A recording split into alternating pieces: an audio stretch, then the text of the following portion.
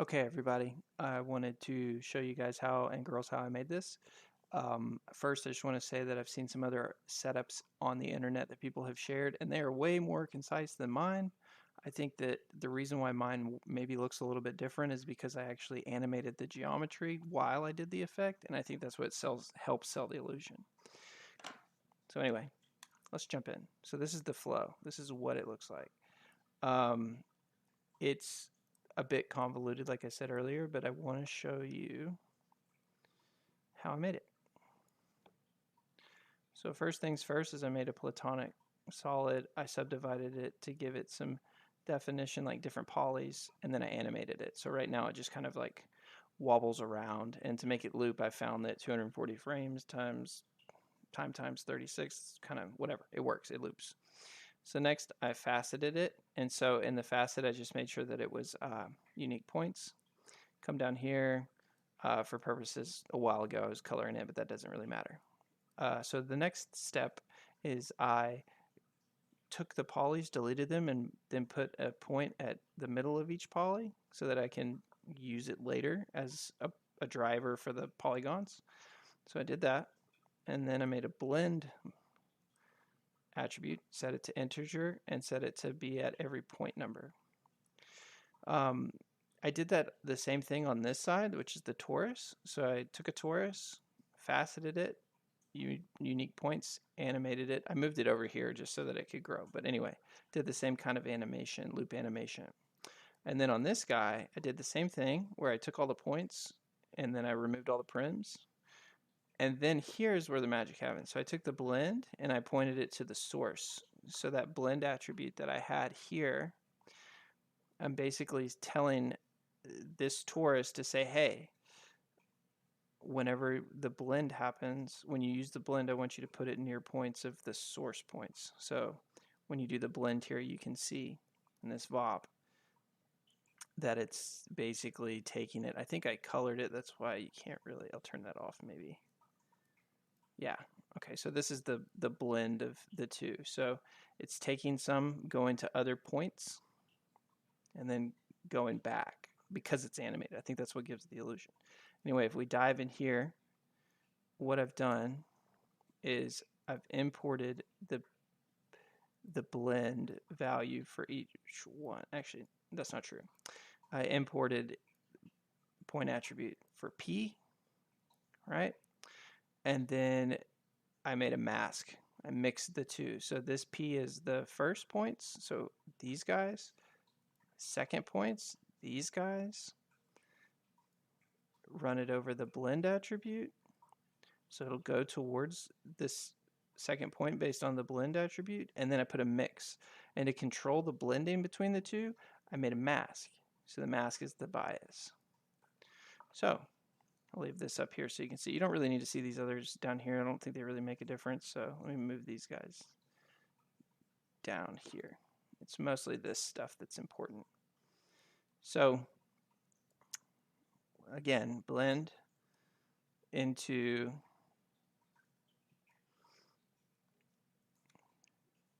the second point, which is our goal, because that's where we want to blend to, and then making a bias by a mask.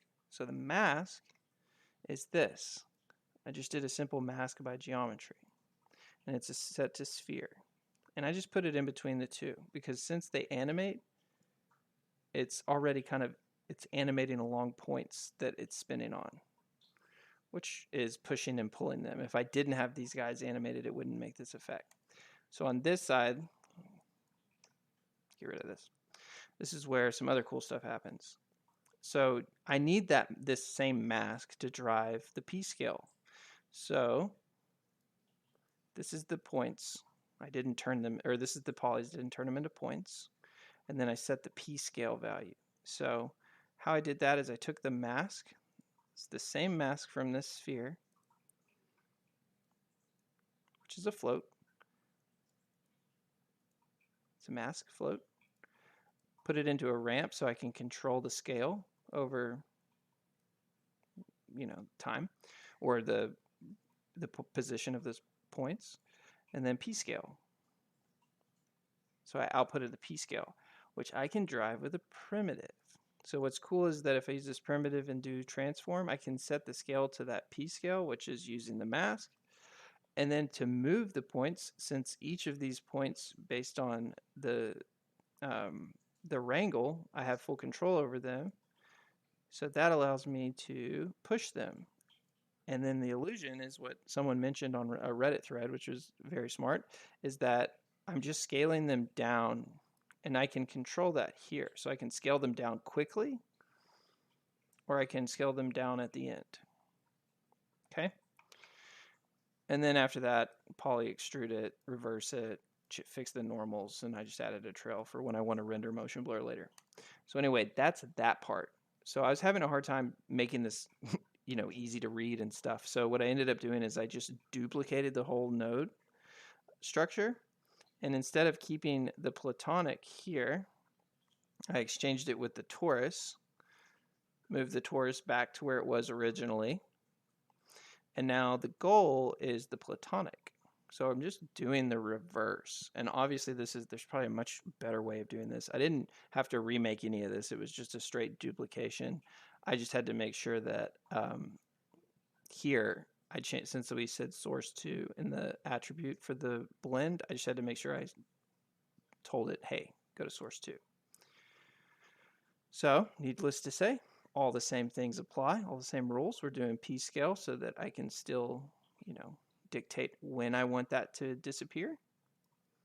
And then I merge the two together, and that's it.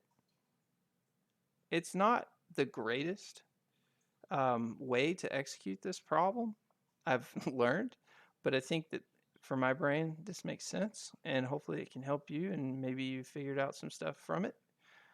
Just let me know. If you want the file, maybe I'll send it when I'm done with it, but yeah. And again, you can change shapes. So if you wanted this to be a sphere, whoa, it's a bit weird. We could do the same thing. It's probably because it's got too many polys. So yeah, and that's what I was saying earlier about the polys. It could be just too much. So now you've got it looking like it's trying to go towards that shape. And, you can maybe do some wild stuff like this. I don't know if that's working because I have to manipulate both at the same time. But anyway, yeah, it's somewhat procedural. You could change it for different models and things like that. But I just felt like this was kind of a close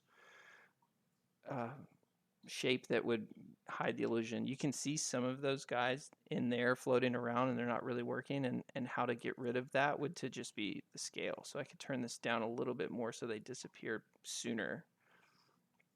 But, there's probably other ways to do that, but that's kind of how I made it. Anyway, if you like it, let me know. Thanks for watching.